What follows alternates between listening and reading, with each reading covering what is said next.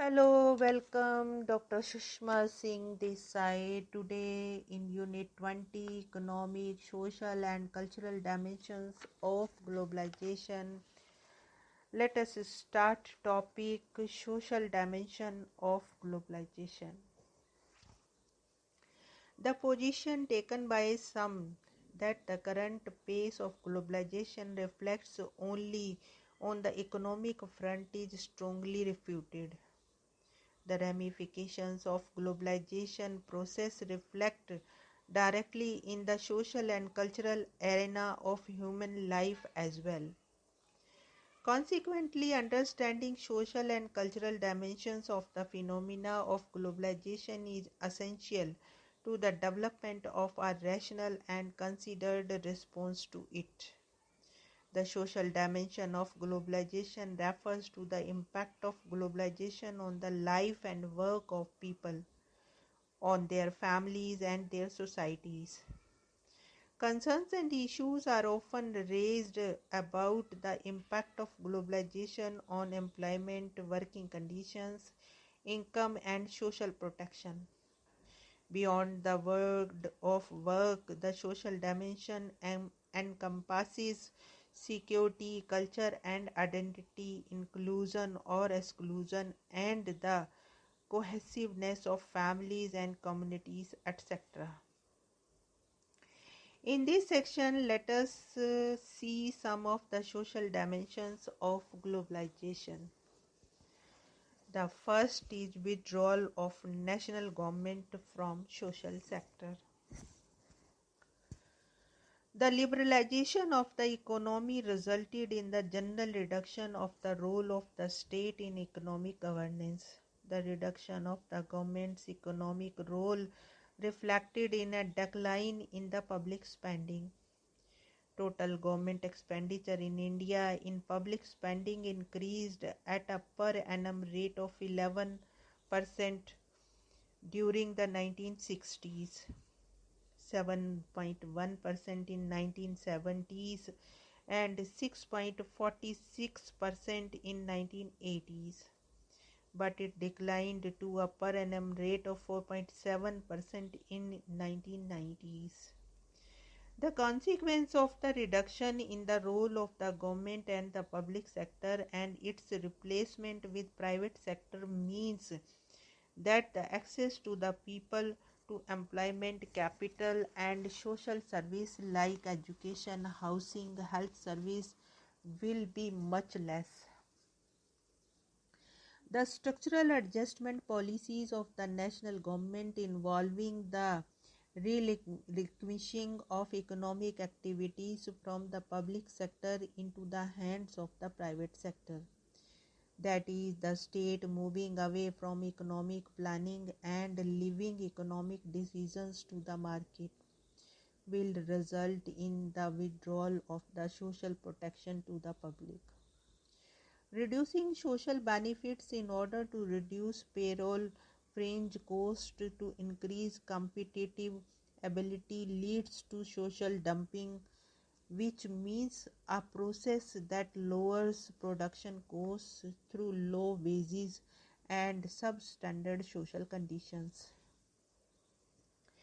In India, the social sector expenditure as a proportion to GDP has been stagnant in the 1990s, and there had been a definite shift away from rural development. The share of health expenditure had been stagnant and that of education had been declining.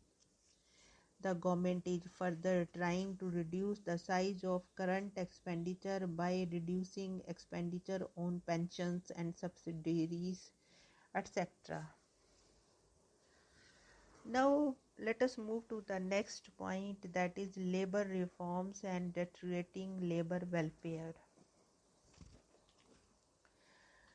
Deregulation and privatization of state enterprises have been key components of structural adjustment programs introduced by international financial institutions as conditionalities attached to the aid packages to developing countries, and for the acceleration of economic liberalization. Labor market deregulation has been an important feature of the structural adjustment program. There has been explicit deregulation whereby formal regulations have been eroded or abandoned by legislative means, and implicit deregulation whereby remaining regulations have been made less effective through inadequate implementation of systematic bypassing. Such deregulation has been based on the belief that the excessive government intervention in the labor market through such measures as public sector wage and employment policies, minimum wage fixing, and employment security rules is a serious impediment to adjustment and should therefore be removed or relaxed. States around the world has felt compelled to ease labor standards, modify tax regulations, and generally relax standards of security and oversight in the bid to attract more and more FDI. This progressively lowered labor standards. The big corporate companies like TNCs and MNCs have evolved a vendor system of subcontracting for their production. The companies give out their work to labor through contractors who in turn deliver the output to the company. This results in job insecurity of the laborer and worsening of labor welfare, since there is no checking system for their welfare. The current pace of globalization also results in casualization or informalization of workforce, causing low wages for laborers and less job security.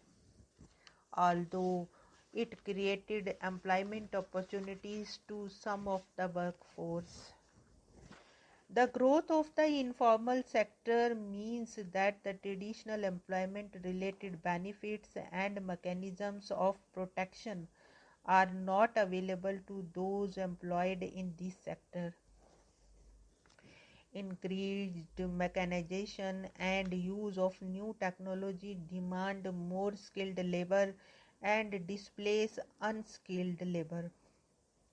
The new technologies and fast changing market, the resultant feature of globalization, also tend to make existing skills obsolete and require upgradation. New skills and multi-skilling. It also opens up new markets which workers can reach by adapting existing or traditional skills. Liberalization of economy has in some sectors caused loss of employment without creation of new employment. Opening up of the market and free flow of trade and low tariff encouraged flow of foreign goods, lowering the employment opportunities of the Indian laborers. For example, thousands of silk spinners and twisters of Bihar have totally lost their job due to the import of the China Korean silk yarn, as weavers and consumers prefer this yarn because it is somewhat cheap and shiny. Here we want to close this lecture. Thanks for listening.